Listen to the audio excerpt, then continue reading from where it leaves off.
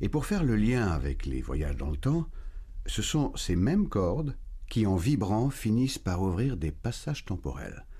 Seulement, ces passages sont tellement minuscules, des milliards de fois plus petits qu'un atome, que seuls nos esprits sont capables de traverser ce qu'on appelle des trous de verre. Ah.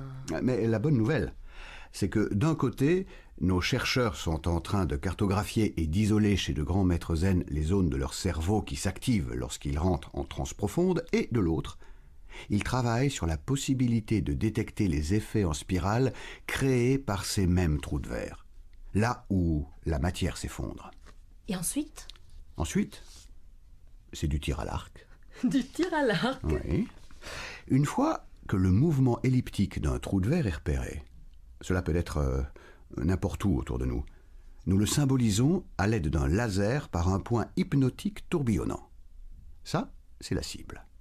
Puis nous stimulons sous forme d'influx électrique et par injection de nanotransmetteurs les zones du cerveau liées à la méditation profonde, sur un sujet bien sûr entraîné à ce type de pratique. Ça, c'est l'arc. Et enfin, nous lui demandons de projeter son esprit. C'est la flèche. Il le projette vers le centre de la cible.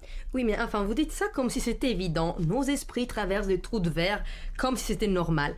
Personnellement, mon esprit ne traverse jamais de trous de verre. Et c'est aussi bien comme ça, parce que ça semble un peu dégueulasse, votre truc, hein.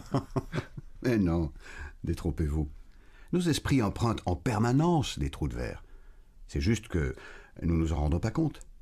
Lorsque nous rêvons, lorsque nous créons, lorsqu'une nouvelle idée nous traverse l'esprit, nous sommes en permanence reliés les uns aux autres, reliés à notre passé, à notre futur, et ballottés sans cesse entre l'espace et le temps. L'expérimentation a pour but de nous permettre de recréer ces conditions, mais dans un état de pleine conscience.